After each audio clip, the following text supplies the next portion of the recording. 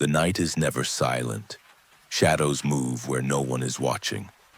I have a few chilling tales that will creep into your mind and help you relax too. If you truly dare to listen, if you find our stories calming or even a little helpful, make sure to subscribe and like this video. And tell us, what time and from which part of the world are you listening? Stay with me, if you dare, and let the night whisper its secrets. Our first story tonight. Let's begin. Something is wrong with the dogs in the ravine. What I saw in those concrete pipes can't be explained. My childhood was spent in a rough neighborhood. My parents and I lived on the outskirts of town in an old 3-story building. The ramshackle place, with heating broken for as long as anyone could remember, turned into an icebox in winter and a haven for mice and cockroaches in summer. The apartments below reeked of dampness and rot. In the cold months, my brother and I slept fully dressed. Back then, it even seemed kind of funny. All those years, our family was the odd one out. You couldn't borrow a dime from my mom until payday, and my dad wasn't the type to hang out with neighbors over drinks. They worked hard, and the troubles of the typical drunk next door meant nothing to them. It was precisely because of alcohol, or rather because we didn't drink, that we didn't fit in. Everyone on our street drank. Shapeless women with rough faces and bloated red-faced men threw filthy parties, and their kids, rat-like little brats, rummaged through the trash looking for bottles. Those kids, scruffy and beaten down, became my brothers and my best friends. Now it seems strange, but back then we didn't notice any difference. Like everyone else, we played soccer, collected bottle caps, built forts. In that happy childhood, we were truly equals. We were young and ruthless, without a shred of pity. The usual victim of our cruel jokes was the neighborhood loon Alexander, nicknamed Hattie, because he always wore an ugly fur hat. He earned the name by always sporting a nasty ear flap hat, a Russian ushanka, a fur hat with ear flaps, no matter the season. Hattie wandered the yard, laughing offbeat, basically a harmless, quiet lunatic whom no one needed to bother. But what did that stop us? Hattie was an easy target. We'd splash him with water from bottles, try to pull off his cursed hat, shove him in the mud. He'd wave his arms angrily and throw stones back, cursing loudly and high-pitched. The whole neighborhood was our playground. We played ball by the garages, climbed trees in the nearby grove, and stayed out until late. Our favorite game was hide and seek. You had to not only hide well, but outsmart the seeker and be the first to reach the chosen spot. Then you could shout nonsense like "Para Vira, Jimmy," and celebrate your victory. Of course, the seeker could do the same if he got there first. Then you lost and waited for the next round. In one such game, the bench across the street was the landmark. I ran around the corner and watched lanky Andrew pacing the yard, not straying far from the bench. Andrew ran faster than me, but he was impatient, so I decided to wear him down. Heading away from the building, I went down the slope toward an old ravine. 2 concrete pipes about as wide as a person poked out of the ground there. One was covered with a rusty grate. The other had cracked open, revealing a hole I could fit through. Looking back, I can't believe how dumb I was. I was 9. I could have slipped and broken my neck. If something had happened, no one would have found me in time. The pipes were out of sight from passers-by, and the ravine was too boring for neighborhood kids. Maybe that's why I crawled in. I climbed down and crouched to look around. The pipe bent at a right angle and disappeared into the slope toward some houses. A few steps away, the passage was blocked by a grate, so no matter how curious I was, I couldn't go further. It was surprisingly warm inside and smelled a bit sour. Somewhere deep inside, water was flowing and splashing. Sitting there bored me quickly, and after 5 minutes I crawled out, accidentally stepping into a shallow puddle. It was already dark. The other kids went home, and I got scolded for being out so late. At the time, I didn't care. Years passed and I turned 12. My parents divorced and my brother moved away with Dad to another city. I tried smoking and wandered the yards alone more and more. Childhood friendships with the neighbors faded on their own. Most of them became like their parents, and 15-year-old Andrew got drunk, went swimming in the river, and drowned in shallow water. Around the same time, Hattie disappeared. They said his sister took him away. One evening, I walked past that ravine. Stray dogs had made it their territory, a pack of skinny, always hungry mutts. Usually they huddled together all day trying to keep warm. Their dark bodies stood out against the concrete pipes. This time the dogs were gone. I figured they'd gone hunting for food. I was lost in thought, remembering how I'd crawled into one of those pipes years ago. From below I heard a faint whimper. My curiosity was piqued. I thought it must be a puppy. I still liked dogs then. I stubbed out my cigarette and climbed down, picking up clumps of mud on my boots. I peeked inside and saw something pale and small sitting farther in. In the dim light, it looked like a puppy, but its size reminded me more of a rat or a guinea pig. It moved occasionally and whimpered softly. At 12, I desperately wanted a dog of my own. My parents were dead set against it, so I thought, if I can't have a puppy, maybe I could rescue this one from the pipe and keep it. My thoughts were interrupted by a rustle. I turned and froze. 3 dogs stood to my right, watching me closely. Massive, with snow-white fur, they didn't look like the usual skinny mutts here. Like statues, the dogs looked identical. I'd never seen dogs like this before. For a few seconds, we stared at each other. The dogs didn't move, didn't growl, showed no signs of aggression. My initial shock faded a bit, and I stepped back cautiously. Then everything happened like in a fog. Without a sound, the dogs lunged forward at once. I spun and dashed up the slope. I saw only the road ahead, feeling nothing but my heart tearing my chest apart. Thoughts and emotions shut down. I remember slipping on the wet ground, pebbles flying from under my shoes. I realized I couldn't outrun them and turned to face the dogs. But they weren't there. I was stunned. The dogs hadn't chased me. Catching my breath, I wandered the street to calm down and then went home, soon forgetting the puppy. With time, I forgot that whole incident. When I was 19, I got a part-time job. They planned to build a parking lot on the ravine, and I was hired as an assistant since by then I knew how to handle machinery. Gradually, starting from one end, they filled the ravine with construction debris, chunks of hardened concrete and rubble compacting the top layer. Then they'd lay asphalt on that garbage foundation. Shoddy work, of course, but who cared? The ravine slowly filled, and eventually I reached the place where I'd once encountered those dogs. Familiar concrete wells still stuck out of the ground. I took a break and lit a cigarette. Memories flooded back. That event from 7 years ago. I laughed at my own naivete. Suddenly, just like 5 years before, a whimper came from the pipe. A strong sense of déjà vu swept over me. Apparently, something still lived in those pipes. Not surprising. A good hiding place out of sight. I figured the dogs had to be driven out. Soon construction would reach here and they'd be buried under gravel and stone dust. I wore my work coveralls and wasn't afraid to get dirty, plus I had a pocket flashlight. I decided to try to lure the dogs out. Not 2 steps from the pipe, I heard a voice and froze, listening.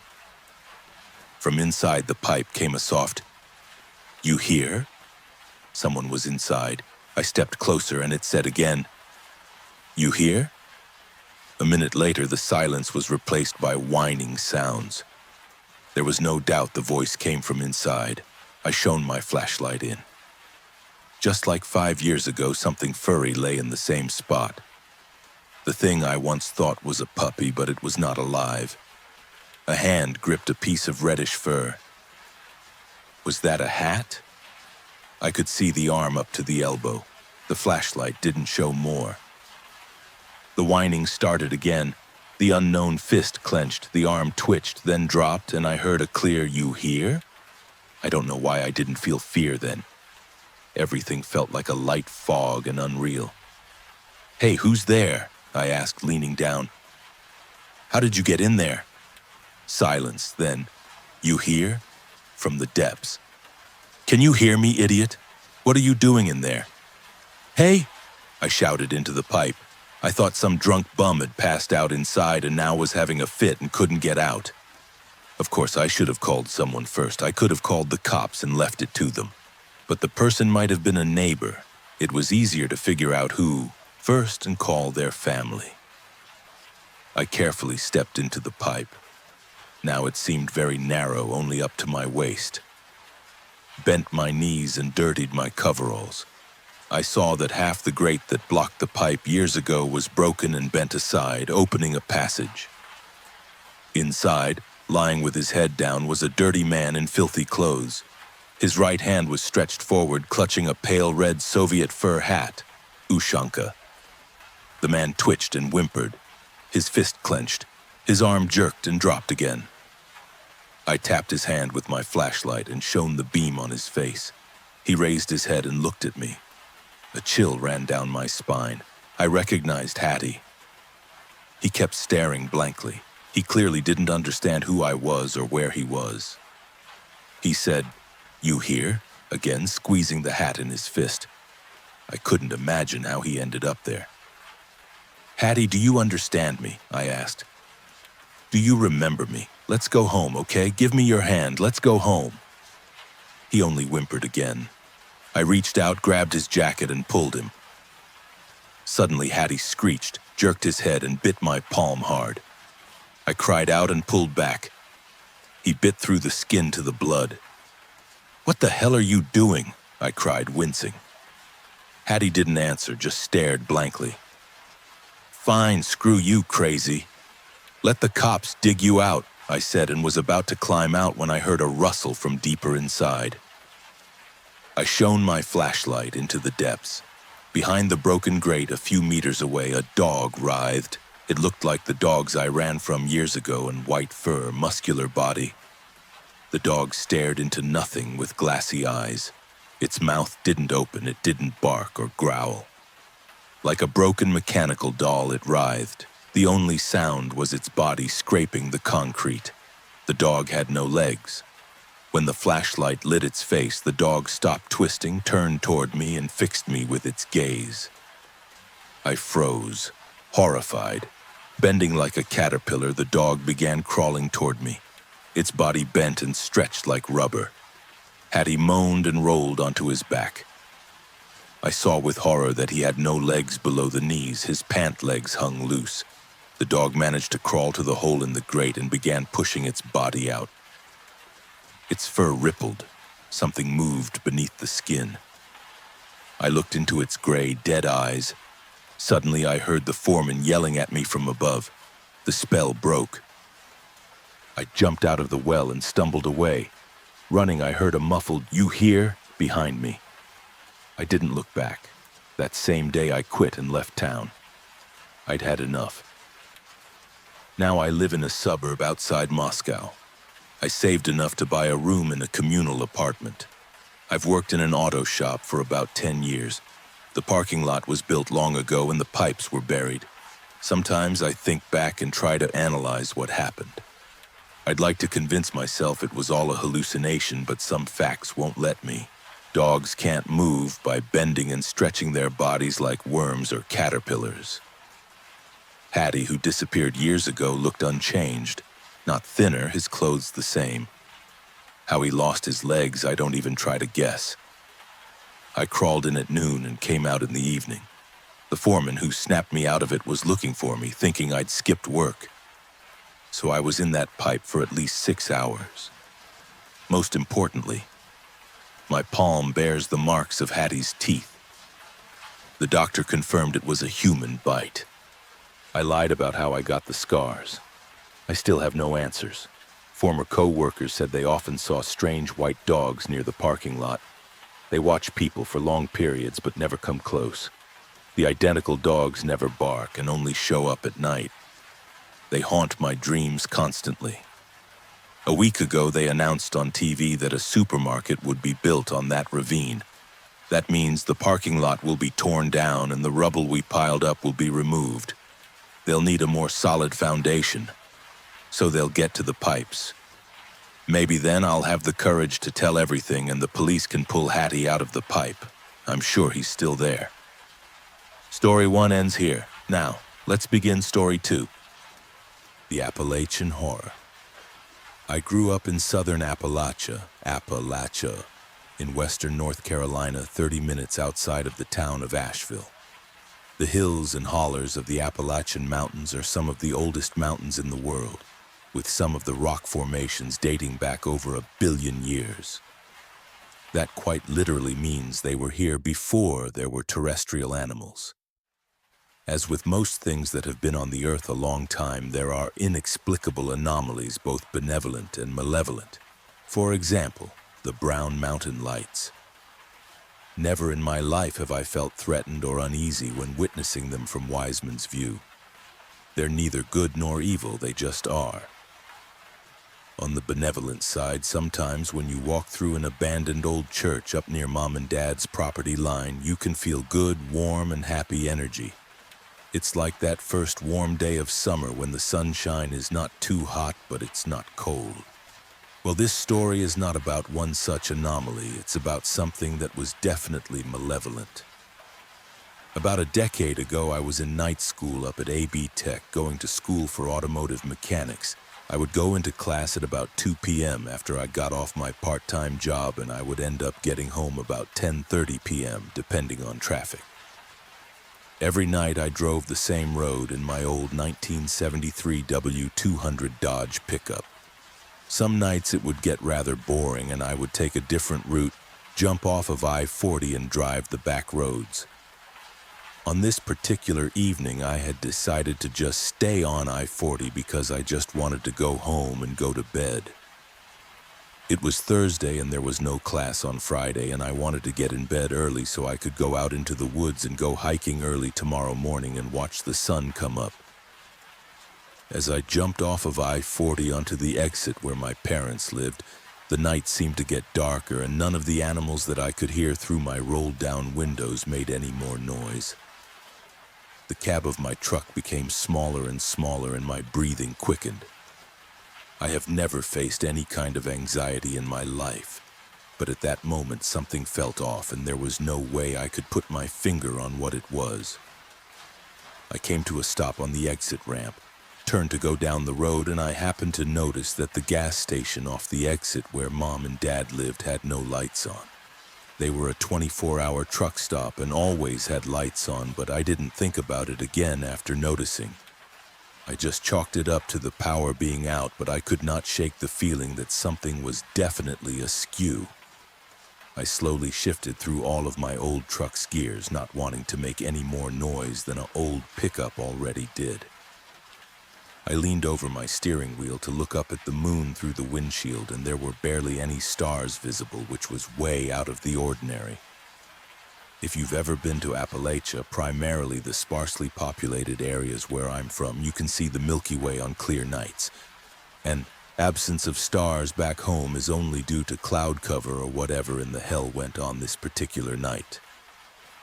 As I rounded a particularly sharp left-hand curve and chugged through a straight stretch before the next right-hander, I looked at the ancient decaying barn I always gazed at when riding that stretch of road, and thought about how long that thing had been here and how many advancements in civilization it had seen. For the split second that my gaze wandered, a very large, sickly-looking dog ran out in front of my truck, no more than 10 feet in front of me. Old Betsy was a good truck, but she didn't stop well. Thump, thump. I heard the fence posts I had left in my truck bounce up out of my bed and then back into it as I slid to a stop. My first thought was, oh God, now I have to go tell these neighbors that I ran over their dog. That shit doesn't go real far with people around here. It can really kind of set them off depending on the dog and the person. As I sat there breathing in the smell of burning rubber, something else found its way into my nose. The stench of rotting flesh. It's not a smell you ever forget once you smell it one time. I didn't pay much attention to it at the time. I just chalked it up to some rotting roadkill nearby. Finally, I thought to myself, let me go check and see who this dog belongs to. I pushed my clutch in, shifted to reverse, and as I looked in my rearview mirror, illuminated by the haunting glow of my reverse lamps, was the same dog. Only it wasn't on 4 legs anymore. It had stood up like a man well over 10 feet tall. Only then did it dawn on me that the front of my truck was every bit of 5 feet tall. And this dog was every bit of 5 feet tall at the shoulder on all 4s. As it turned its head to look in the direction of my truck, I caught only a glimpse of this creature. It was not a dog, it was not a man, it was somewhere in between and at the same time entirely separate altogether. Its skin hung loose off of its emaciated and thin frame like a raccoon. Bits of matted fur and dirt and mud clung to its legs like a disease. The right arm seemed a little longer than the left, and they both hung abnormally low in relation to either animal this creature seemed to be. As it regained its senses, it turned and looked into the mirror like it knew exactly where I was sitting. The face was that of a man's, but the very edges of its face seemed to not be totally defined. They seemed to move and change like something you would see at a cellular level in a scientific documentary. There were no eyes, but only sockets where eyes should have been, no hair, and the skin that was dripping off its face was a cold, lifeless gray color. The nose was short and shoved into its face like a bulldog, but the teeth still haunt me. It was definitely carnivorous, and true to form of the rest of its unnatural look, many of the teeth didn't seem to be arranged in a natural way in its mouth. They seemed to fill and spill forth from the indefinable face, almost like they knew the horror they occupied and they were searching for a way out. It stared through my life, into my eyes and past my soul. It seemed like an eternity, but it could not have been more than 5 seconds that I sat there, paralyzed. A light came on at the house next to the road, causing the creature to snap its gaze in that direction and tear off into the woods on its back 2 legs like a man. I jammed my old truck in first gear and roasted tires all the way through first, snatched second gear and drove as fast as I could home. When I got to the house, both of my parents were asleep. I went downstairs into my bedroom and loaded every firearm I possessed and locked all of the doors. I couldn't wake them up. Who the fuck would believe that, and at 10:30 on a Thursday night? The basement was eerily quiet that night. Even their dogs that got up to raise hell at outside animals at all hours of the night were dead silent. The old post and beam house didn't even creak or pop that night, as was usual. At about 3 a.m., I started to finally get drowsy, and as I went to lay my head down to get some sleep so I could still attempt to go hiking the next morning, I smelled the stench of death again. It was faint at first, but it was definitely there. I thought to myself, you're just going crazy, none of that shit was real. But as I dwelt on it, it became more and more noticeable until it filled the entire basement. My dad has a home office in the basement with 2 large glass doors that face Pisgah National Forest, an impenetrable 500,000-acre woods. I finally worked up the courage to walk out of my bedroom and into the basement living room with my little tactical 12-gauge loaded tack light on. I covered the flashlight with my hand so as not to make my presence known until need be. And as I turned right out of the living room into my father's office, I shined the light through the glass doors, and at the edge of the woods there stood the creature. It was motionless. It stared right into the light, unafraid, with those soulless sockets devoid of eyes. I quickly covered my tactical light, ran into the living room, flipped on the outdoor floodlights, and to my surprise, it was no longer standing at the edge of the woods, but between the house and the edge of the woods, still motionless. I swung the door open and fired every round I had in its direction. I must have scored a couple of hits because it screeched an unearthly scream like that of a woman being slaughtered as it took off into the woods. The dogs went crazy. Mom and Dad woke up asking me what the hell I was doing. I told them that a bear had gotten into the trash and I was scaring it away. They didn't believe me, but I knew they wouldn't believe the truth either. I didn't sleep that night or any time until the following Sunday. Everything seemed to return to normal and I didn't think about the creature again until I met my wife about 6 years later. Her mother's house sits at the mouth of the holler, no more than 4 or 5 miles up the road from my mother and father's. Up on the side of the holler there are kennels for her brother's hunting dogs. No longer in use and haven't been in years, but the fence is still there and the concrete pad is still there.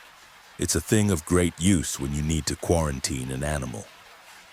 Her Great Pyrenees had gotten into a tussle with a raccoon, which of course he destroyed, but his rabies vaccination had lapsed, so we had to keep him quarantined for a time. It didn't bother him, he kind of likes solitude. This particular night that we were coming home from a movie date in a neighboring town was the last night of quarantine for him. So we walked up the trail using our phone flashlights to get to the kennel, and there he sat, patiently waiting, tail wagging, happy to see us. We put him on a leash and started walking back to the house with him. As we were walking back through the darkness, I started to feel the same feeling I had felt the night I hit the creature in my truck. I didn't say anything so as not to alarm my wife, but then the smell came wafting in on the breeze. She jokingly asked me, "My God, what did you eat?" "You stink." I half-ass laughed, not being able to fully appreciate the joke for the horrors that raged within my mind. She immediately caught on and asked me what was wrong, too, which I could only reply, "I'll tell you later." She grew up in the woods and around hunting and things of that nature her whole life, so she knew what I meant. She knew we were being watched by something. When we could see the lights of the house from the trail to the kennel, we heard it. There came barking from the kennel that sounded just like the Great Pyrenees we had on a leash next to us. It was a perfect imitation. The Pyrenees, being a guardian dog, immediately sensed that something was wrong, and so he turned to face the danger, belting out deep barks and growls in that direction. I don't know if you've ever had to drag a 150-pound dog, but it sucks and is no easy task. I'm 6 feet tall and 240 pounds, and it was all I could do to get him back to the house. The barking never ceased the entire time we were running towards the house. In fact, it seemed to grow closer and closer until it seemed it was coming from inside my own head. Her mother heard the commotion and flipped the floodlights on as we made it into the fence of the yard, and I caught a glimpse of something coming to a dead stop at the end of where the light reached, wheeling around and tearing off back into the darkness. My wife looks at me and goes, "You want to tell me what the fuck that was?" To which I replied, "Yes, let's go inside." I told her the story, and she listened intently, hanging on every word. Her family came from a long line of granny witches and other supernatural healers of the Appalachians, so her older sister came over the next morning with some herbs and chants to bless the property and to ward off evil. I suggested we go up to the dog kennels and do them as well. When we got to the kennels, they were completely destroyed. The very concrete foundation was cracked and the chain-link fence was torn off of its posts. The dog houses were destroyed and the place reeked of the stench that followed the creature. My wife's older sister just went about her business like normal, blessed the place, burnt some herbs, and led us back into the property. When we got in the house, she wheeled about on us suddenly and instructed us very firmly to never go into the woods after dark. Not until this thing left me alone. To make a long story short, my wife joined the military and she ended up getting stationed in Delaware. Well, as someone who's lived around fairly large mountains and endless wilderness their entire life, Delaware is pretty terrible. At least that was my thought when we first moved into the middle of a 50,000 plus population city. Fortunately, though, it didn't take us long to find a house in a sleepy little community further south. We purchased the house and moved in with haste. We were both very grateful and glad to be out of the city and into a rural setting again. The land in Delaware seems lifeless in comparison to Appalachia. The sparsely populated woods don't possess any energy that goes one way or the other. The ground doesn't seem to be alive like it is in Appalachia. Having not thought about the creature in a long time, I resumed my staying outside after dark and playing with our dogs in our rather large yard that borders a small patch of woods.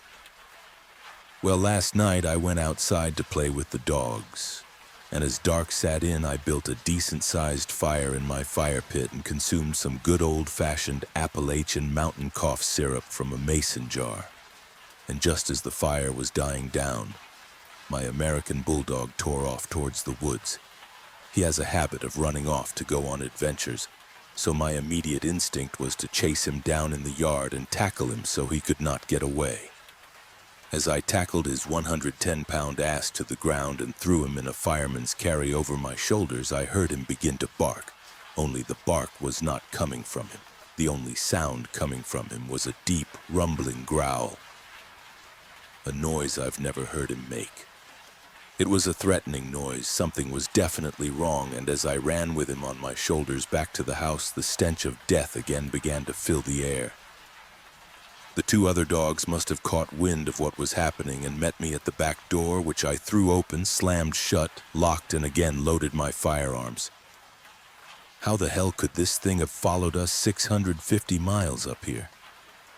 As I flipped my floodlights on at the backside of my house, several of the bushes and small trees at the forest's edge were still shaking like something had just run through them.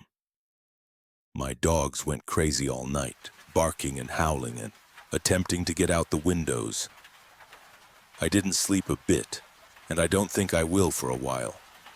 I know for sure I won't be in the woods after dark ever again in my life, not until this thing is gone. Story 2 ends here now. We drift into Story 3. And my friends and I went urban exploring in an abandoned hospital. We made a disturbing discovery. I stared up at the entrance to the old hospital, drinking in its features. Cracks spiderwebbed along the bricks and vines had claimed most of the exterior. It was an oddity against the encroaching forest, a relic of a time long since past. It felt wrong for it to be there, out of place, which only worked to pique my interest even further. Well, are we gonna stand here all day or are we checking this sucker out? Kyle asked, lightly slapping me on the back. Let's go, don't want to lose too much daylight, Maddie interjected, tugging my arm. As you wish. Ladies first, I replied, extending a hand to the door. Maddie rewarded me with a glare. The interior of the hospital was in an even worse state than the outside. Lights had been smashed out, graffiti coated the walls, and pink insulation hung from the ceiling above. As an avid urbex enthusiast, I was reveling in it. Something about being in a place that humans didn't belong always sent a rush of exhilaration surging through my veins. I lived for the thrill. But after what happened that day, my passion for urban exploring has been snuffed out. We were taking photos of abandoned medical equipment when Kyle brought it up. Hey guys, he spoke in a whisper despite the fact that we were alone. Yeah? I replied, sensing the tremor in his voice. Does it feel like we're being followed? I don't know, it might just be me, but something tells me that we're not the only ones here. Stop. You're trying to prank me, and it's not going to work this time. How gullible do you think I am? Maddie retorted, crossing her arms. Maddie, I promise I'm not joking. Her expression faltered when she realized the severity of Kyle's tone. You're really not. Jake, is he being serious? I sighed. When Maddie got freaked out, it wasn't a good time for anyone. Things had been going smoothly up until that point, and I didn't want to ruin a good thing. Tell you what, Kyle, if we check out a couple more rooms and your sixth sense is still going haywire, we can leave. Sound good? Despite their nods of approval, I could feel the shift in the atmosphere. The tension was thicker, solid, as if I could reach out and touch it. Knowing what I know now, I wish we would have left the moment Kyle said something. We continued our search with no further protest from either party. We photographed our findings in silence, that pervasive unease still omnipresent. I kept trying to find something to say, but I couldn't arrange the words properly in my head. After a while, it was Maddie who broke the silence. "So who's down to find the morgue?" she said as a devilish grin inched across her lips. Kyle and I shot each other a glance. Neither of us wanted to go, but we didn't really have a choice. If we refused, Maddie would call us cowards until the day we died. "Sure, let's do it," Kyle said. He tried to sound confident, but he and I both knew the truth.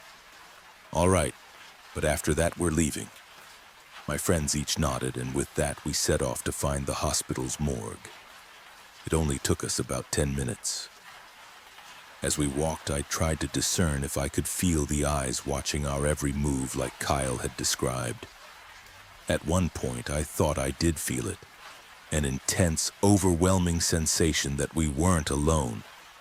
I found myself throwing glances behind us every so often, but I didn't voice my concerns, a decision that I regret to this day. Before I knew it, I found myself descending the stairs to the basement. Our flashlight beams danced along the staircase as we went, shedding light into the inky depths below. Once we reached the bottom, there was a long hallway with a set of double doors at the end. "Spooky, isn't it?" Maddie whispered as we continued. "Yeah, feels ominous," I said as a shiver rippled through me. The air was colder down there, lending to the creepy ambience. We paused once we reached the doors. "Okay, who wants to go first?" Maddie asked, surveying our expressions. "I think you should. You suggested it," Kyle retorted, wearing a shit-eating grin. "Yep, as I said before, ladies first," I joined in, earning me another glare. "Fine, but if I die, I'm going to come back just to take you with me." Maddie pushed open the doors and led the charge, Kyle and I following behind her. Standing in that room sent a chill down my spine. Kyle turned to me, that taunting smirk returning to his lips, and he whispered into my ear. "Let's prank Maddie. You distract her, meanwhile I'll climb into one of the freezer racks and make a bunch of noise in there. I bet she'll scream loud enough to wake the dead." I smiled at him. Maddie was never going to forgive us for this. "One problem," I muttered. "How are you going to close yourself in?" "I'll figure it out, just..." "Nice try, dickheads, I can hear you." Maddie glowered at us like we were the spawns of Satan. My face flushed with color and sweat beaded atop my brow. Yeah, we weren't actually going to go through with it, just an idea," Kyle said, rubbing the back of his neck. She wasn't buying it. Bang. A sudden rattling sound erupted from one of the mortuary chambers that Kyle had centered his plot around. It started off quiet, small enough to be dismissed as nothing more than the groan of old metal. But it soon escalated to a loud clanging. We stared at each other, wide-eyed, our faces pale as ghosts. The sound had grown into a deafening pounding. Something was being slammed hard against the inside of the door. It was clear that Kyle's earlier premonition had been spot on. We were not alone in that hospital. We stood, frozen in shock, left to helplessly watch as the door buckled under the weight of the blows. Over and over and over again, bang, bang, bang, bang.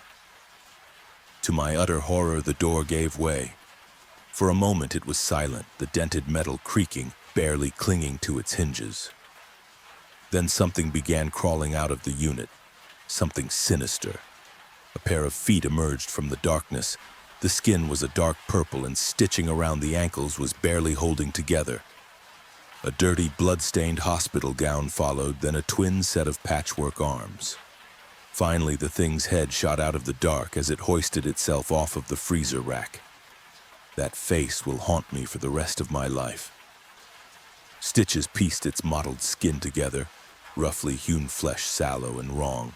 Its smile was crooked, too many teeth fighting for space in that twisted grin. And its eyes, they were completely black, devoid of life, devoid of a soul. Kyle suddenly grabbed my arm hard. He ran without a word, Maddie in tow. That gave me the resolve I needed to follow them. The three of us bolted down the hallway, desperate to get away from whatever we had awoken. My heart jackhammered in my chest as I realized that we were being chased. The sound of bare feet slapping against the tile fueled my legs to work harder than they ever had before. Once we reached the stairs, I bounded up them 3 at a time, bolting for the exit the second I reached the top. The thing had been gaining on us in the basement, but once we reached the main landing, I couldn't hear those wet, awkward clops pursuing us any longer. Even so, I didn't let that stop me. I kept running, never once looking back until I burst out the front doors, unlocked my car, and threw myself into the driver's seat. Only then did I allow myself to catch my breath. A second later, Kyle threw open the passenger side door, dove in, and slammed down the lock. He turned to me, his face pale and soaked in sweat. Still trying to catch his breath, he managed to croak out the words that still haunt me to this day. "Jake, where's Maddie?" My heart plummeted into my chest. She wasn't there. Should we go back?" I asked, a cold dread blanketing me at the thought. The two of us sat there, staring out the windshield, praying that somehow our friend would explode out of those doors and join us. But that didn't happen. We sat there for longer than I'd like to admit, completely silent, desperately grasping for a solution. Eventually, we called the cops. The police searched the entire hospital and combed the surrounding woods, but they didn't find any trace of Maddie or the man who had chased us. Aside from the texts agreeing to meet that day, there was no evidence that Maddie had even been there in the first place. It was as if she simply poofed out of existence.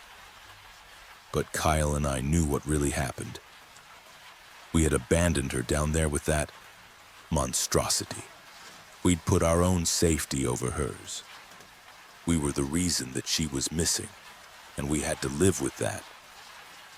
Kyle and I drifted apart in the weeks that followed.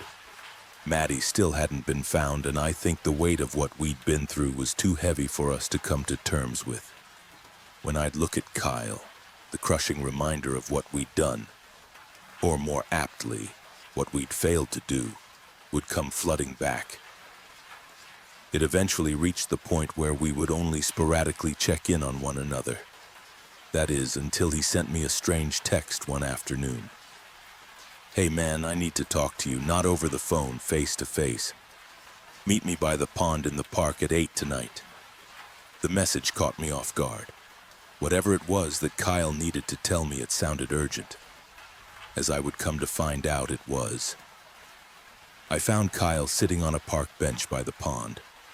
It wasn't completely dark yet, but the sun was dipping below the horizon. As I claimed my spot beside him, I noted that he was staring off into the distance.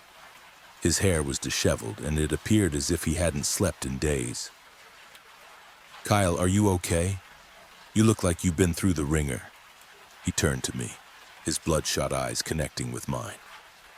"Jake, I'm not okay. I don't think I'll ever be okay again, man. I can't take it." He was getting choked up, and tears began to well in the corners of his eyes. "No, you can't think like that. Everything's going to be all right. If this is about Maddie, she'll..." Kyle turned to me, the stone-cold look in his gaze deterring me from finishing my sentence. "You haven't been seeing her, have you? So it's only me..." Fuck. I'm screwed, man. It's over. She's going to come for me, then she'll use me to get you, and... I grabbed Kyle's shoulders and shook him. He was raving like a lunatic, an asylum patient off his meds. "Snap out of it. What are you rambling about? Seeing Maddie? What does that mean?" Kyle looked at me with a cold stare. His wild hair fluttered in the wind as an ominous breeze swept through. "This is going to sound insane, but Maddie has been visiting me. Or what's left of her. Her mouth is stitched shut, her hair is soaked in blood, and now she's wearing one of those hospital gowns. It got her. She's not alive anymore, Jake. That thing from the hospital, it's using her to get me, and once it does, you'll be next. I couldn't formulate a response. I stared at him, mouth agape, turning over his words in my mind. Could what he had just told me even be possible? That's it. That's all I needed to tell you. Well, and I guess I wanted to say goodbye. I doubt I'll make it much longer. Jake, I'm so scared. Tears openly streamed down his face, and my first instinct was to pull him into a hug. He sobbed while I tried to console him, failing to subdue the tremors that racked his frame. Look, it's going to work out. Trust me, you are not going to die. I'll think of a way out of this. We both knew that my words were hollow, yet it felt better than saying nothing at all. Kyle pulled away and wiped his eyes, that foreign look from when I'd first seen him returning to his face. Jake, I really hope you're right, for both of our sakes. I called Kyle's mom that night and voiced my concerns. Her son was spiraling, and whether it was due to some entity gunning for his soul or some kind of vivid hallucination, I was determined to get him some help. But my efforts were all in vain. Kyle's body was found 2 days later. He'd eaten a slug from a 12-gauge. The neighbors claimed that they heard screaming, hysterical wails like Kyle was trying to get away from someone or something. And then they reported hearing multiple gunshots, followed by an unnerving silence. No one saw anyone enter or exit the home, leaving all of the witnesses perplexed. The news painted him like a man with a rampant mental condition, a loon who let his untreated delusions frighten him into making the worst decision possible. But I know that what Kyle saw was real, because lately I've been seeing her too. She appeared for the first time the night that Kyle died, standing below a street lamp across from my window. His description of her had been deadly accurate. Maddie's eyes were stitched shut and her arms hung limply by her sides. Her hair glistened with something dark, and the hospital gown she wore had yellow stains blotched across the front. But her smile, there was something sinister behind it, something evil pulling the strings. And I'm afraid that I'm going to find out what that thing is firsthand. 3 days have passed since then. I've started seeing Kyle too. The two of them have been moving progressively closer with each passing day. Last night they were in my room. They just stared at me, smirking, taunting me. Maddie with her unseeing eyes and grin with too many teeth. Kyle with what was left of his reconstructed face, flesh and bone melded together to form something vaguely human. Now I realize that they came to deliver a message. My doomsday clock is ticking down, and I only have a few hours left. Because when I awoke this morning, splattered across my bedroom wall in a deep crimson were the words, "Tonight your soul belongs to me." Story 3 ends here. Now listen closely to story 4. There's something wrong with the kids in my neighborhood. As soon as I opened the front door that Friday afternoon, I knew that my daughter Aaliyah wasn't at home. The house had a sort of dusty stillness to it that her 8-year-old presence usually blew up with the force of an atomic bomb. "Honey?" I called down the hallway, but there was no answer. I was starting to get really worried now. Worried in a way that only a newly married first-time parent can be.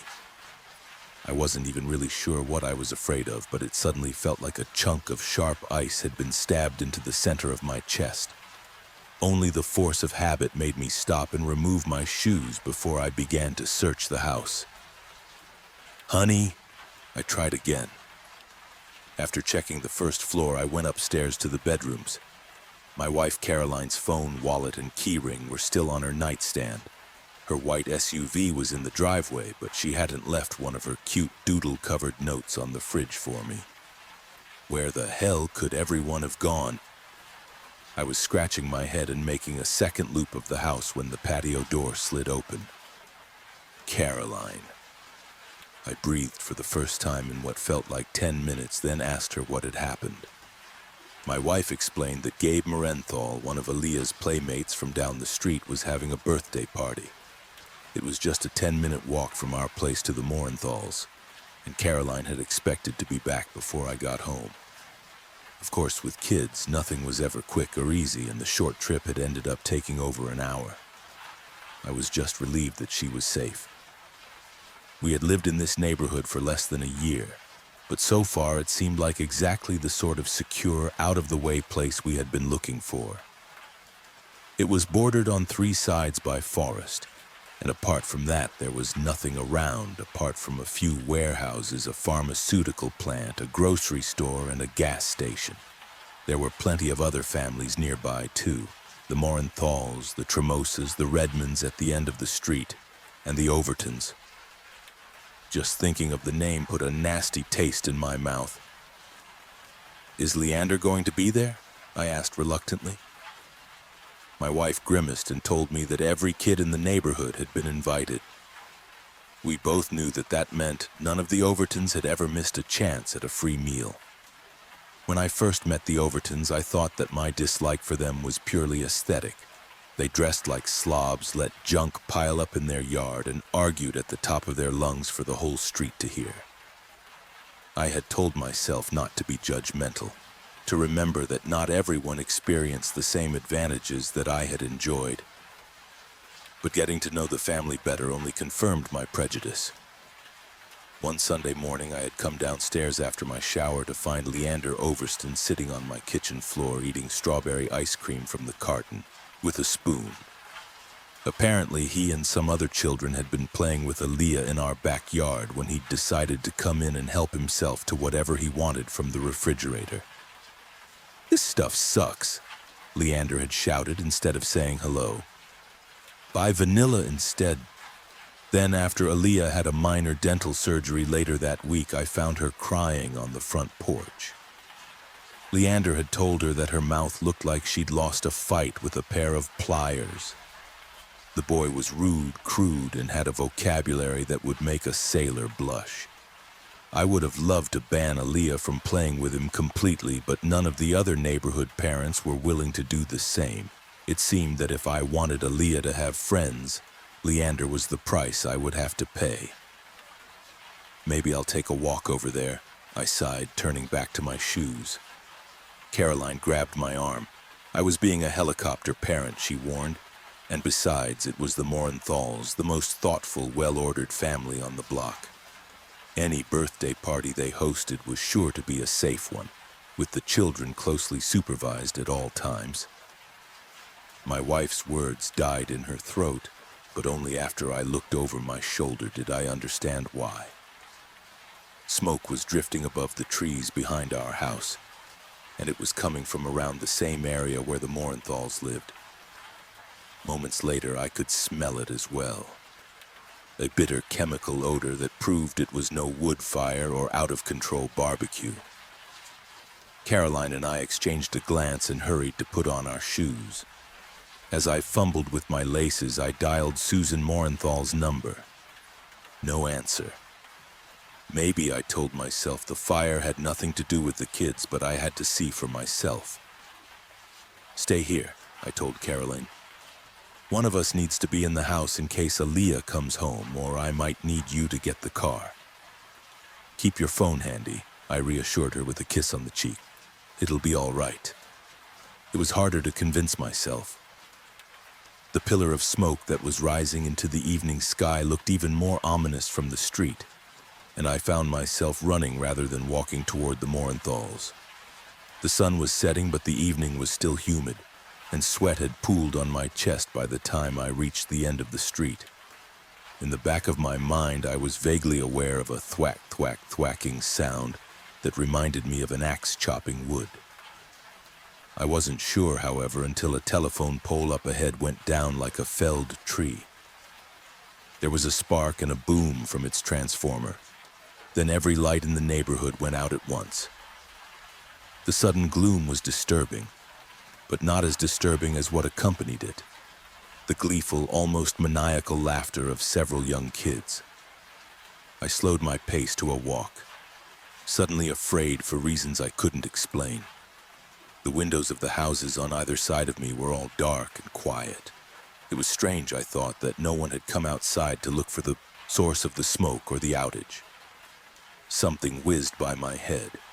I froze, then barely ducked in time as another object flew my way. A white-hot burst of pain exploded in my knee. The third one had found its mark. It was a rock. "Hey!" I shouted. "Who's throwing stones?" There was no response, and then another barrage of stones zipped my way. I cursed, ducked, and scrambled for cover. From somewhere in the darkness, I heard a childish giggle. I brought a hand to my forehead. It was sticky with blood. Whoever was out there, they had gotten me good, and Aaliyah was out there too. I squinted out from behind the wood fence where I'd taken cover. There was no sign of the stone throwers, but there was still a whole nother street between me and Morenthal's. I was just about to get moving again when I heard a hiss from the shadowy porch beside me. "Psst," a gravelly voice hissed. "Get over here and stay down." I could barely make out the shape of an elderly man laying flat on his stomach and beckoning to me. It reminded me whose house I was crouched in front of. Mr. Lau's.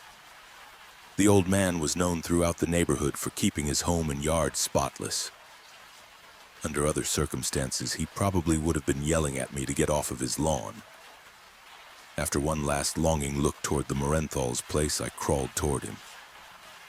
I needed to reach Aaliyah as quickly as possible, but there was a chance Mr. Lau had some information that I might need.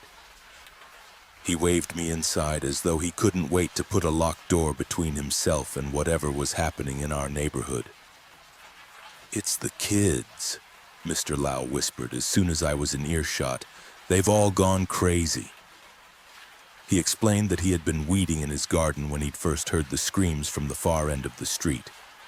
He had looked up to see a skinny boy with shoulder-length blonde hair walking into his garage. He had yelled at the child, who I assumed was the Tremosa's son, Aiden, to stop. Instead, the long-haired boy grabbed a pair of shears from their hook on the wall and ran at Mr. Lau, laughing and snapping them together like a giant pair of scissors. The old man must have seen the disbelief on my face because he pointed to the leg of his perfectly pressed pants. They were hacked and stained with blood in 3 places. "He's still out there," Mr. Lau warned me, his face pale. "And he's not alone." "I've got to go," I shook my head. "My daughter's out there too."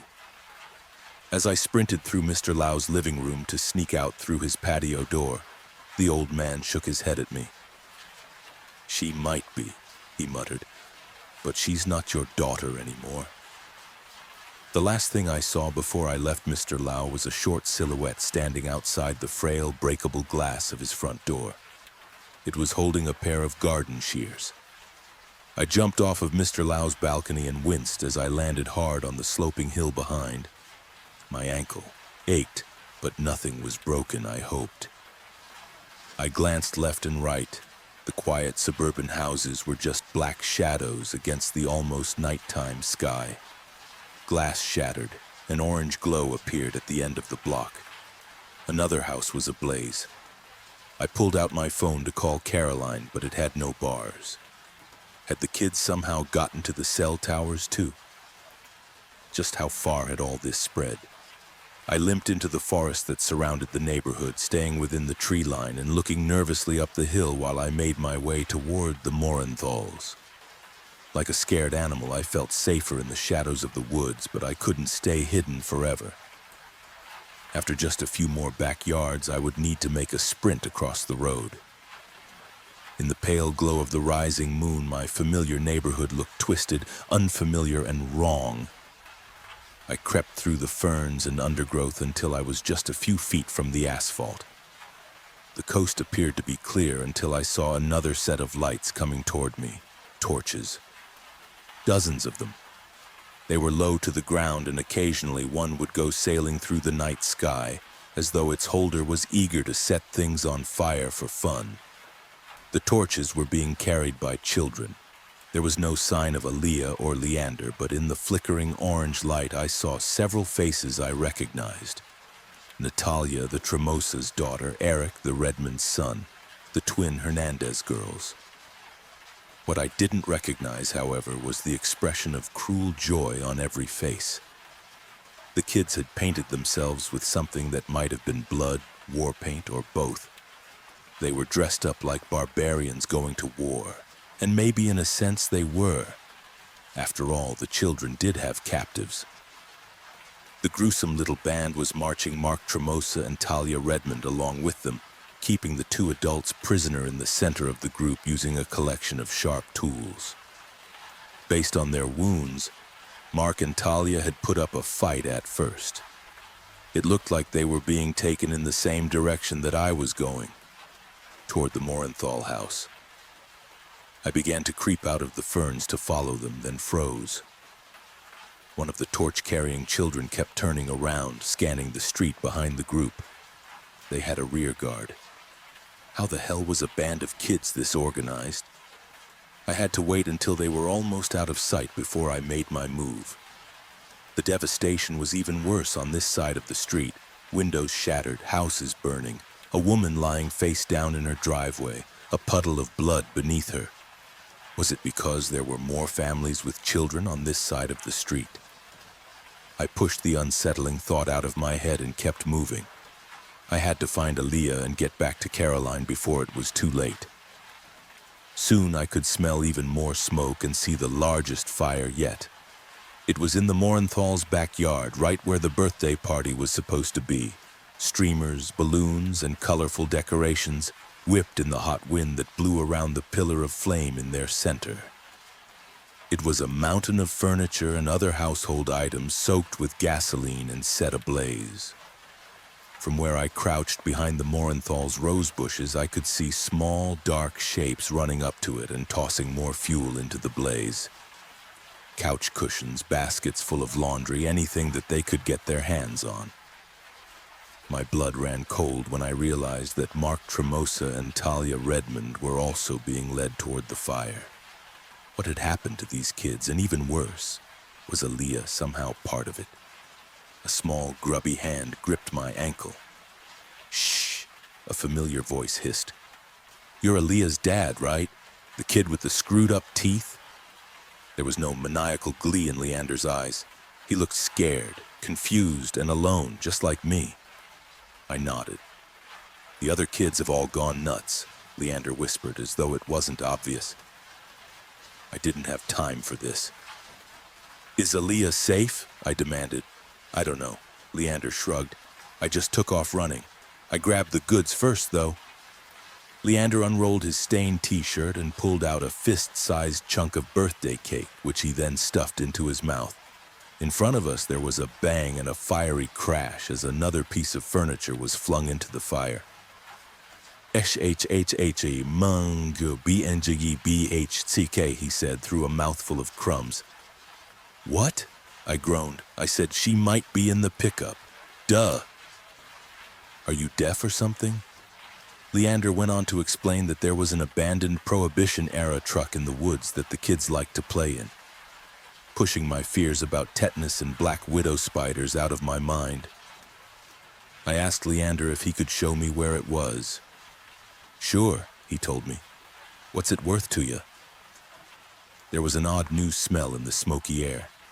Talia Redmond began to scream. I sighed and pulled out my wallet. Despite the nightmare going on around us, Leander wouldn't budge until I offered him all the cash I had. The shrieks behind me were getting louder, and the children had begun some sort of weird, shuffling dance. For all I knew, more bands of rock throwers were still out there, hunting for stragglers like me. Leander stuffed the crisp billfolds into the back of his shorts and waved for me to follow. I'd always thought of Leander as a sort of pudgy, unathletic bully, but the kid moved with the speed and grace of a panther, rolling his eyes whenever he had to wait for me to catch up. He was headed downhill, toward a sewer runoff canal at the back of the neighborhood. It smells like skunk's butthole down here. Leander informed me cheerfully, but there are some cool bugs if you know where to look. And this is where we found all those weird pills. I pinched the bridge of my nose and was about to ask Leander what he meant, but he had already launched into his story. So me, Allie, and Gabe had met at the pickup like usual, right? Only this time there was, like, this black box inside, like in a freaking spy movie. Gabe wanted to leave it alone, but me and Allie opened it. There were 2 tubes of pills inside, one white, one yellow. Please, please tell me that you didn't take any of them. Course I did. I took one of each. Your daughter dared me to. She dared Gabe too, but he started sneezing real bad after he took the yellow one, so he pussied out. Gabe always pussies out. There wasn't much time to bust his balls about it though, 'cause this guy in a suit showed up, walking back and forth like he was looking for something. He seemed real mad. Course we hid. Daddy says when a guy in a suit comes looking for you, it's never for nothing good. Gabe had taken 1 pill, the others had taken 2. Gabe has gotten sick. Aaliyah and Leander were fine. Was that what the pills had contained then? Some sort of infectious disease and its cure? All of the neighborhood kids had been at Gabe's birthday party and wasn't a pharmaceutical warehouse located just on the other side of these woods. I shook on my phone's flashlight. Apparently I was headed back into the woods, and this time it was going to be a muddy, weed-choked downhill slog. A cobweb stuck to my sweating forehead. Something scurried across the back of my neck. Rough as it was, there was still a sort of path one that the neighborhood kids had probably been using for generations. I could see the truck up ahead, a rusted-out behemoth with 1 tire sunk into the murky slime of the drainage ditch. It looked like the sort of vehicle that bootleggers might have used to run whiskey during Prohibition. I had no idea how it had gotten here, but one thing was clear. It stuck out like a sore thumb.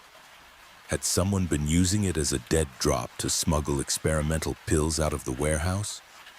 Was that what the man in the suit had been looking for, and what the neighborhood kids had stumbled upon? There was movement in the back seat of the truck.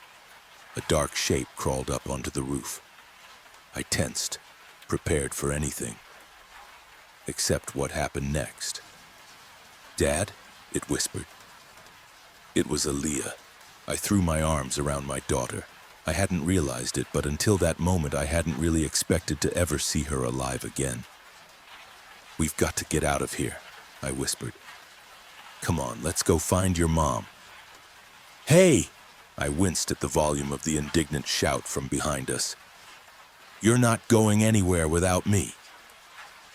Leander ran up and tugged on my sleeve. If I didn't want him to keep making noise, it seemed like I'd have to take him with us. When we got back to the street, the light from the great fire had dimmed. The neighborhood was eerily still. I wanted to believe that it was finally over, but I knew better. The grimmer explanation was far more likely. The neighborhood was so quiet because all of the adults in it were dead except for me. And what about my wife? What about Caroline? We lived a few blocks away from the Morenthals, but whatever this was, it had spread as quickly as breathing. Had she opened her door to some lost-looking child who had rang our doorbell, not noticing the blood-stained garden shears he was hiding behind his back? Or had the sound of shattering glass lured her out of the shower only to find a gang of hip-high murderers standing in our bedroom, twirling their homemade weapons and looking up at her with sadistic glee? Despite the pain in my ankle, the thought made me move faster. I could feel the questions humming in Aaliyah's mind as she gripped my hand and hurried along beside me. Was Mom going to be okay?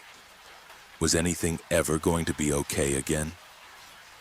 Leander, meanwhile, was taking his time. He'd spotted something on the sidewalk, a discarded cough drop maybe, and with a furtive look around, he stooped down, picked it up, and popped it into his mouth. I was turning back around in disgust when I saw the line advancing toward us. There were more than twice as many children as before. There was a sharp tool in every hand, and an awful, vacant smile on every face.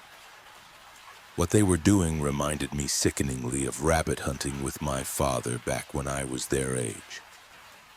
Moving slowly in formation, making a sweep that would catch any prey that had managed to escape so far. The group advanced slowly, step by step, with a coordination that should have been impossible for kids their age. Every instinct screamed at me to turn and bolt for the woods, but I fought down the urge. Doing so would mean abandoning Caroline. "Just do it," the panic in my gut whispered as the grim formation closed in. "She's dead already and you know it. All you're doing is lying to yourself and putting your daughter in danger." Aaliyah squeezed my hand even tighter. Even Leander looked up at me, wondering how I was going to get us out of this. The truth was, I had no idea. I was still trying to think of something when a familiar white SUV came crashing through the privacy fence up ahead. My wife lowered the automatic window and shouted for us to climb inside. "How did you?" I started to ask. "The lights are out. The neighborhood is on fire. What did you expect me to do? Stay home? Hurry up and get in." Caroline didn't need to tell me twice. Our pursuers were already charging, their weapons at the ready. If we didn't get out now, we never would. I was barely through the door before Leander scrambled over top of me, shouting at my wife to go, go, go. Once Aaliyah was safely inside, she took his advice, circling back around through the gap she'd created. Our headlights were the only ones on the road, and the air was hazy with smoke. I wondered just how far this infection, if that was what it was, had spread. Had some classmate of Gabe's started feeling sick at the party and called for his parents to pick him up, spreading all this insanity to the rest of the town? Maybe even the rest of the state. I stared out the window, stroking Aaliyah's hair and listening to the hammering of my heart. How far would we have to drive before we saw the warm electric glow of civilization again? How long would it be until we saw any other survivors? A sudden jolt from below rocked the SUV. Leander muttered something about typical woman drivers as the tires went flat. I squinted out into the darkness, feeling like I was aboard a ship that had gone dead in the water. Someone was going to have to get out to see what had happened, and I knew who that someone would be. Warning everyone to stay put, I slipped gingerly out the door. In the red glow of the tail lights, I glimpsed a mesh of chains run through with nails and other jagged objects on the road beneath us. A homemade spike strip, a trap, probably one of many. I shook my head at Caroline. She switched off the engine. No one seemed to be coming out of the lightless houses nearby to ambush us, not yet anyway. I climbed back into the SUV and took out my phone. To my surprise, I had service again. While Caroline stood watch, I called every emergency hotline I could think of, but all I got was a busy signal. I checked the online forums for our town, and what I found or didn't find was chilling. There were the usual posts about missing cats, porch theft, and a loud bang somewhere, but only up until about 8 p.m. After that, the net had gone silent. A gnawing sound from beside me nearly made me jump out of my skin, but it was just Leander. He had found a couple peanuts that had fallen between the seats. He wanted to know how long it was going to be before dinner. Aaliyah looked out the window thoughtfully. "We're gonna have to walk, aren't we?" she asked. We would, but not yet. First, we needed to rest and prepare, and for the moment, the inside of the SUV felt safe. While Caroline stood guard, Leander scrounged around for more food, and Aaliyah looked out the window. I opened a document and started writing. If none of us make it out of here, I want to leave behind some kind of record, some evidence of what happened here. But as I prepare our bags and look out the window at the empty night, I can't help but wonder whether anyone will be left alive to read it. Story 4 ends here, and now we enter the fog of Story 5. The girl my boss kidnapped isn't human. I'll start this off by letting all of you know I'm not a good person. Neither are the people I work for. We should all be in prison or even worse. This isn't a life I found myself in. This was the life I sought out. And a part of me knows we deserve everything that's come for us. Growing up, my mom and I lived in a shithole apartment on the south side. Everyone called it the Pits. Dad skipped town on her when I was a baby, so it was just us. She worked double shifts, it seemed almost every day of my entire young life. Our place got robbed so many times that we started locking our cabinets and hiding important documents under the floor so we could leave the door open, since my mom couldn't afford to keep replacing the door locks when they broke it down. A gun was pointed at me. I don't even know how many times in my young life. I remember being so scared the first few times, blood rushing to my face and being too frozen to even meet the eye of the assailants. They would usually demand my phone, wallet, or anything out of my book bag. Not that I really had any of those things, as I was just a broke kid heading to school almost all of those times. My schools didn't even have names. They had numbers, and sometimes I felt it was the same for us. Just a meaningless flock sent into the slaughterhouse for years on end. We all knew there was an entrance, but no real exit to the pits. But we just kept coming, day in and day out. The flooding of new faces that came and went every year, I never even bothered to memorize anyone. Parts of me liked to think their family did right by them and got them out instead of the alternative. Those low-life twerps that would rob me and others weren't what made me want to be a criminal. Quite the opposite. It was the flashy cars that drove way too quickly past me some nights. The windows reflected the dirty streets with a pristine shine. They never stopped at red lights. They glided from location to location with confidence and ease. I had never seen someone in the car's face, only heard whispers about where they work and what they do. The moments I saw them were so fleeting, but they always made life seem so badass, like they were untouchable gods that ruled their very own universes with no consequences. And I wanted to be just like them. I spent my entire life afraid or numb. I never felt happy, I never felt joy or hope. There was nothing but dark ahead. I was too much of a pussy to off myself, let alone what that would do to my mother. I would live and die here just as everyone else I had the displeasure of slumming along with.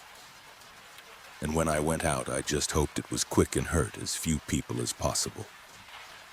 Eventually, I met Tommy at the arcade when I was 14. He was an all-right kid. Probably wouldn't have wanted to see him again.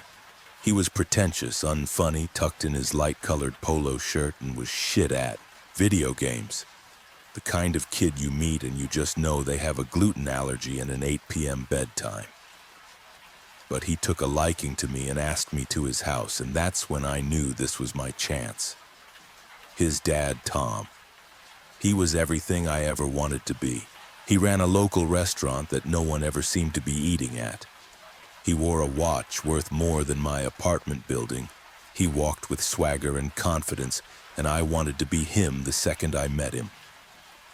Tom, when we first met, didn't ask more than my name and where I was from, but after worming my way into hanging out with Tommy more and more, I got invited over for family dinners and soon for a holiday.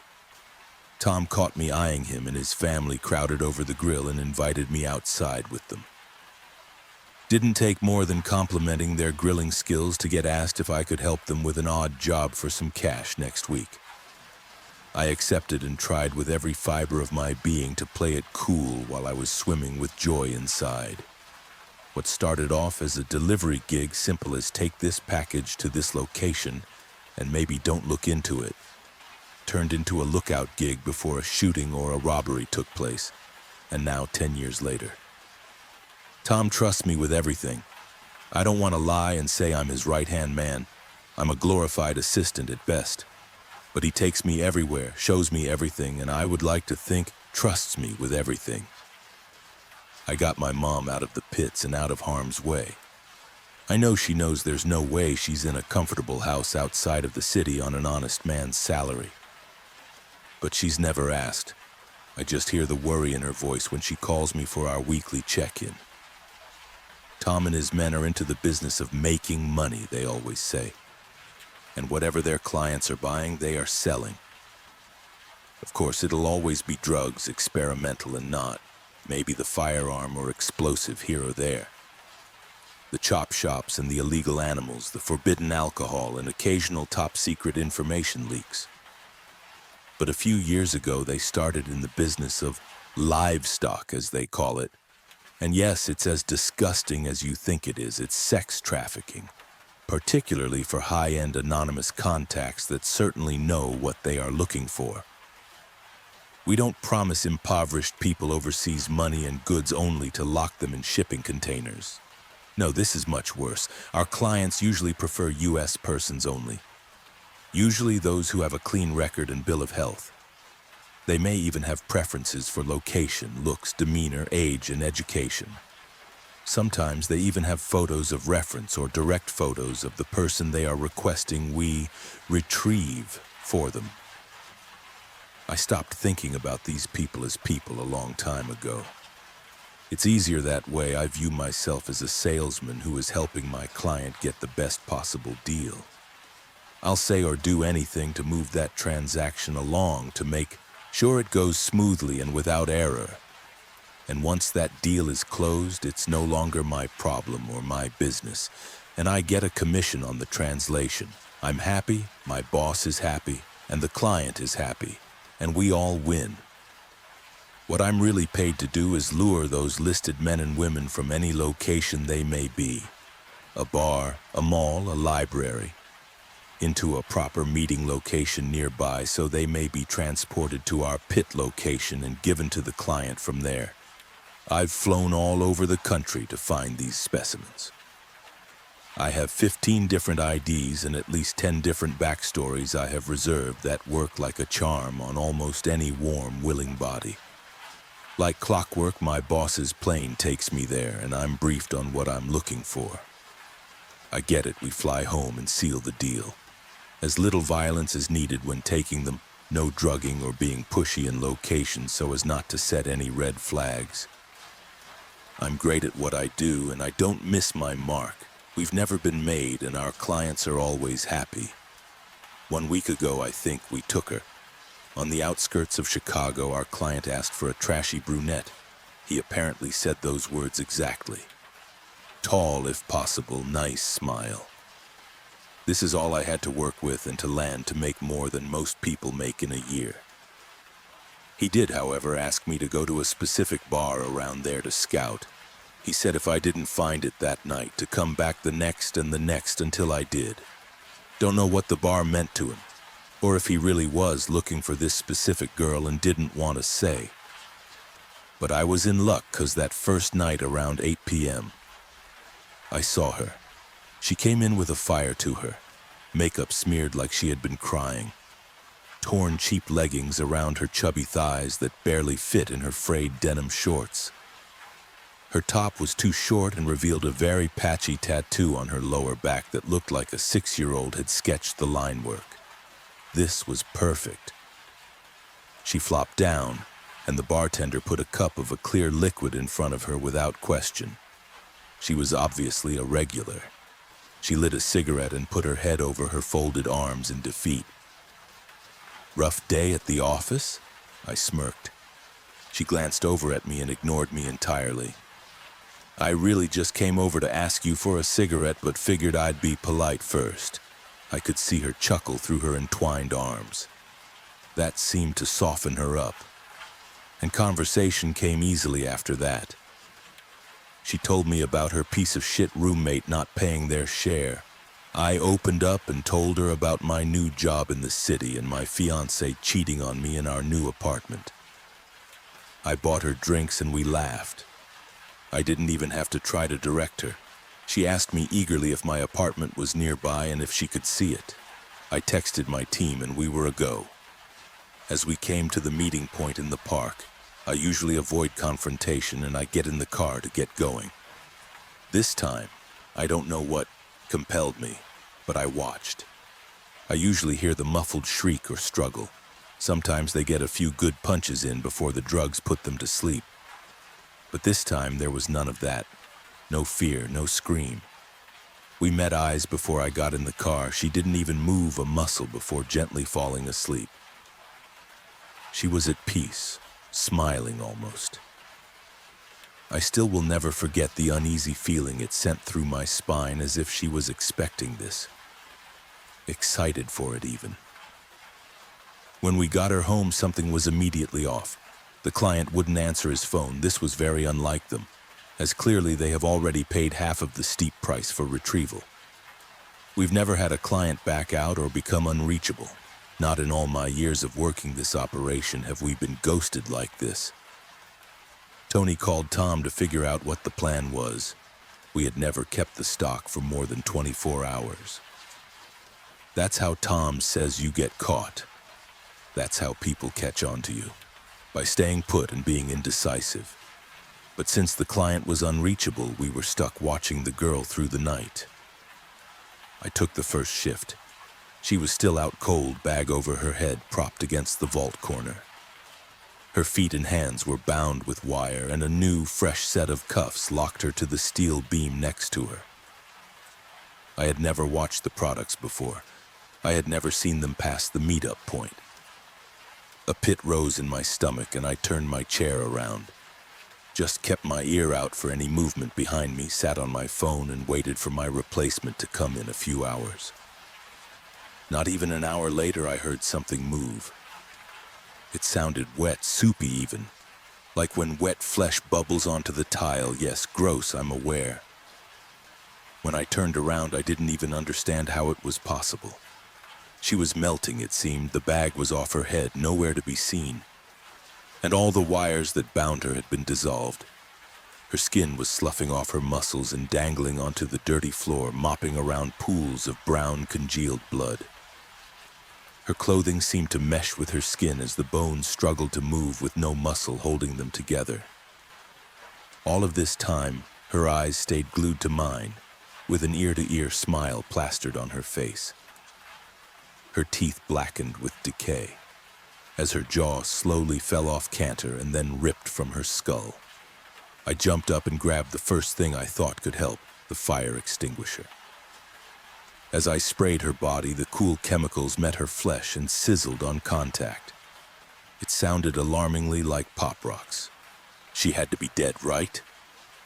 I got closer to her to make sure the burning had stopped. The cloud of chemicals left my vision in a haze as I neared. A hand with little other than a few ligaments left to it slashed at me from the cloud. I tossed the extinguisher at her with a sickening squish, followed by silence. Bitch had scratched me. The long pink line barely broke the skin, looked like a cat scratch. But this sense of dread spun over me that she was contagious or something. Some kind of flesh-eating bacteria or bioweapon I had never seen before. The clang of the garage door opening snapped me awake. The fluorescent lights of the vault dug into my eyes as I snapped out of sleep. I must have knocked out for a bit. I flung myself around. The girl was still out cold, very alive-looking, propped up in the same place we left her.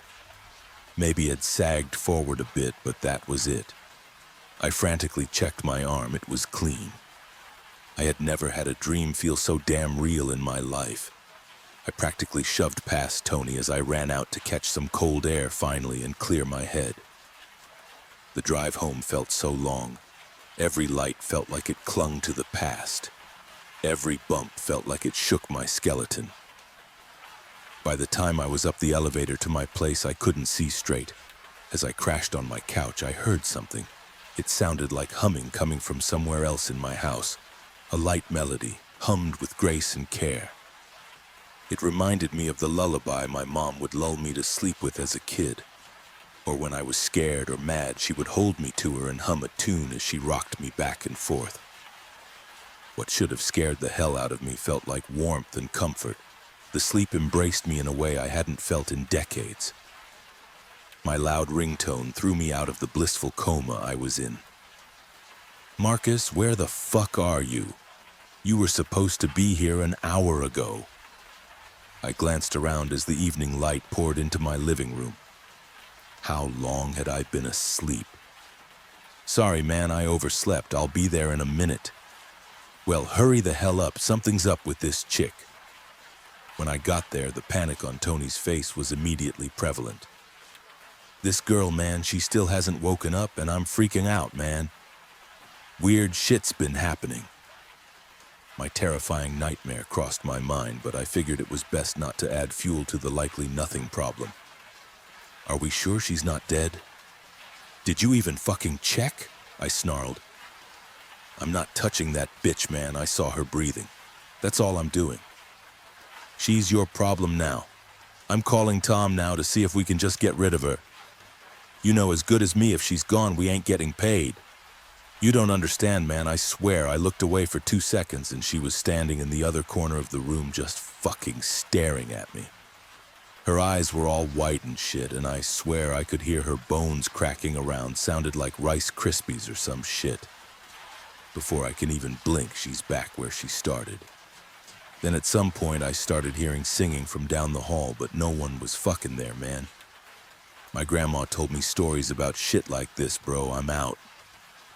Tony stormed out of the building before I could even confess anything I'd seen or express my disdain for being alone with her as well. As my eyes panned over to the slumped-over girl, I couldn't help but think she was faking it. There's no way the drugs would last this long at this point, usually 12 hours at best.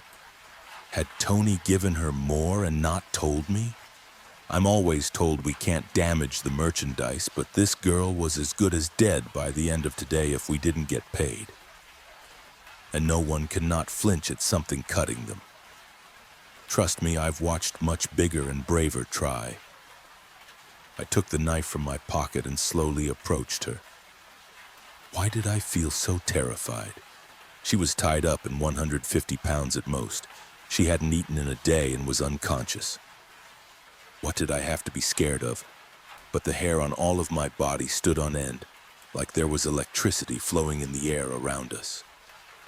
I grabbed her shoulder, and a shockwave went through my body. For a second, it almost felt like I was being pushed back, like when two magnets repel. I pushed through and took the knife to make a small cut above her elbow. No one would notice the small scratch. The second the knife slid against her skin, I felt a hot, searing pain behind my arm. Fuck! I threw the knife back as I watched a trail of blood drip down my arm in the same spot. Only mine was way deeper than hers. Where a few droplets of blood pooled on her flesh, mine felt like a chunk was bitten out of my arm. She still lay motionless on the ground, still steadily breathing, out cold. What the fuck was going on? The phone ringing in the lobby slowly faded my fear back to the present moment. I jogged to answer it, hoping it was Tom or Tony with some kind of update. Marcus, my dear, why haven't you called this week? It was my mother. Mom, how did you get this number? Is everything all right? Silence. Mom, are you okay? Is someone there? Marcus, you really need to get out more, meet more people. You're always working. You're not getting any younger, you know. We're so worried about you. She hangs up. My mom is calling me at my unknown work location to talk about my love life. Something is very wrong. I know someone's there with her. I just know it has to do with this girl. Everything started going off the second she was around. Hey, what the fuck did you do to my mother, you stupid bitch? She was gone. The cuffs swung against the beam in haste. Shit. That humming tune flooded from the walls, it seemed. As I walked down the hallway, it focused more and more on me. Like a beacon, begging me home. I felt trapped in my body as I watched the natural light flooding in from the windows fade to dusk, and then darkness as it consumed the hallway in a hefty swallow. I finally became aware of my own heart rate and breathing as I closed in on the source. The file room. I reached behind my back for my pistol. I had never really felt a reason to need it until now. She was poring over the open file cabinets. A light clicking and moaning was coming from her.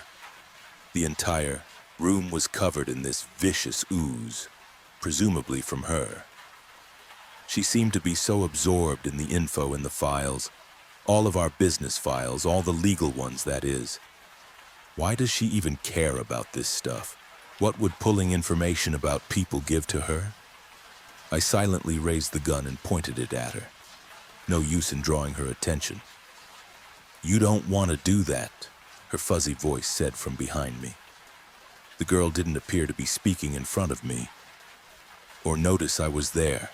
I didn't turn around, I just clicked off the safety and put my finger on the trigger. "Marcus, you don't want to do that, you're no use to us dead." With a sharp inhale, I felt my gun press deeper into my temple. What? As I pulled it away, it felt like it gave a lot of resistance, like a magnetic field drawing me into place. The girl was gone, the ooze was gone. The file room was still a wreck. Someone has been here and has been looking for everyone and everything that we are associated with. I'm losing my goddamn mind. My body felt like it was covered in ants, my skin prickled and churned. I was feeling so compelled to do something, anything. But I had no idea what. It felt like worms were slithering around inside my bones. The girl did something to me, she poisoned me. Maybe we had done someone in her family wrong and it was coming to bite us. She was taking us all out. Without even thinking, I fumbled to the bathroom, soaked in sweat and looking deathly ill as I caught a glimpse of my reflection. I grabbed my knife from my pocket and sliced into my arm. I needed to see that I was normal on the inside, just to try and ground myself. "No," her voice chimed in. Her dusty hand grabbed my arm. "If you hurt, we all hurt." Her eyes met mine. She didn't open her mouth to speak. It sounded like it was coming from inside my head, and all around at once. "The more you fight it, the more it hurts. I can feel the sensations of resistance you have. Please stop." Her light voice fluttered like cracking electricity in the room. "What the fuck are you? What is all of this? We've been watching you for so long, so much pain, so much violence. We can offer you safety, peace, and kindness. I know you have felt it. I know you know what bliss we can offer. What about my mother? If I do what you say, will she be safe?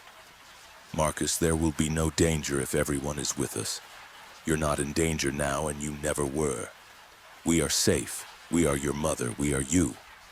I looked down, and what was my blood-soaked arm was now being covered by her hand, as if it had meshed with my flesh. It was warm and felt as though I was being welcomed by the soft velvety breeze of an oceanscape. She slowly melted away, not like she turned to liquid, but as though she misted away in a non-existent breeze. She knew she got what she wanted, what we wanted.